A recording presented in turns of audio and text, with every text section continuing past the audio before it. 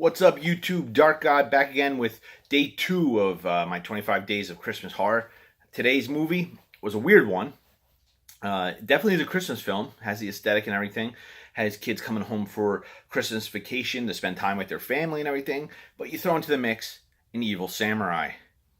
Weird connection, but the movie is Bloodbeat from the 80s. Never even heard of this movie until the end of October, and I was going through a bunch of horror films and everything, and I caught this movie about this killer samurai, and it's something very unique. You never see killer samurai, and it's to say this is a weird film. It's a weird one of the weirdest films I think I've ever seen. That is, it doesn't have this big release. Like, it doesn't have a lot of people that come in to see it, but after reviewing it, after seeing it and everything and reading up on it, a lot of people remember seeing this movie back in the day and everything. And it basically is a brother and sister come home, and the brother brings his girlfriend, and they're coming home for the holidays and everything. And right away, the mother and the girlfriend have this weird tension between them. Like, they don't want to be in the room together. The girlfriend keeps saying things like that the mother's watching them and everything. She has the boyfriend take like the pictures out of the room because she feels like the mother's watching them through the pictures.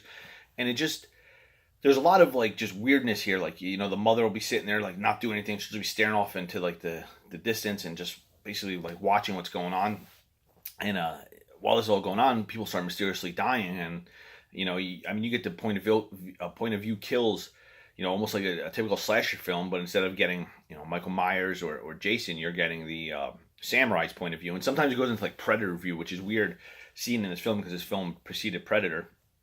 But yeah, there's just a lot of disconnect in this film. Like, there's parts that just don't go where like the film's going. Like, they randomly show the uncle, and the uncle's like driving to their house, and he's doing like these Dukes of Hazzard jumps off the the road. Like, he's hitting the top of the hill and he's going airborne, and just it doesn't feel like it's connected to the film. It just feels like they decided to shoot it because it was cool, and just throw it in there.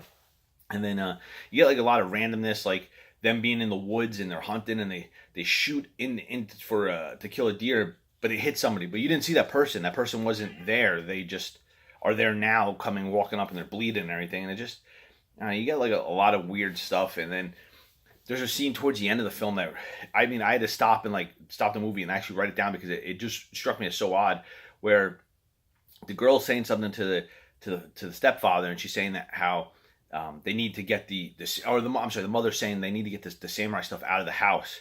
And while he's saying this to her, the daughter's like, "Can you go get me candy bars?" And he's like, "Yeah, I'll go get you candy bars." And it's like, what does that have to do with the movie? There's a samurai killing people. The mother's saying, "Get the samurai stuff out of the house," because apparently, that's connected to the killings. And the daughter's stopping to get candy bars. And I don't know if I missed something there in context, but it just seemed like it was just such a weird. It maybe it's supposed to show her as a kid or something. I don't know, but one good thing about this movie is you get a cool ass synth score. You get like John Carpenter-esque type music throughout the film. And some of the kills are decent. Nothing original. Just people getting killed with a samurai sword, or one guy gets shot with a samurai bow, and you get a good death count. You get about 7 kills in the film. You get a pair of boobs in the film. So it is your typical 80s horror film set around Christmas in Wisconsin. And it just makes me think that Wisconsin is just full of weird people. Of course you have like Ed Gein and Jeffrey Dahmer, but like these people in this film are just like weird. Like, if I was the girl and I went to go visit with this family, I would be like, "Yo, we're done. Your family's weird, man." Like, just everything about it was off. Like, it just, besides the mother being psychic and the daughter kind of being psychic, and then, spoiler, the girlfriend being psychic, and spoiler, the girlfriend being the samurai taken over by some spirit and everything.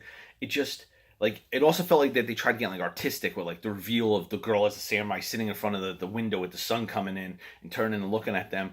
And it was like, this is a little too much at this point. Like, there's so much disconnect at this point that I don't care that this girl is the samurai. Like, it just makes zero sense, really.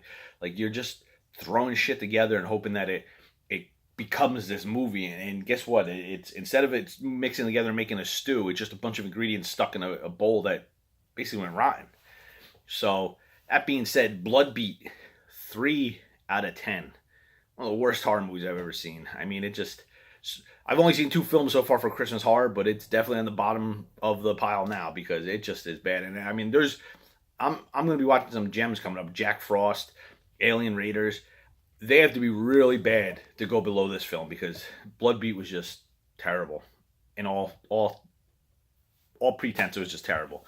So tomorrow, I still don't even know what tomorrow's film is because I'm basically watching them as we go through this. So December 3rd, we'll see. I think I might watch.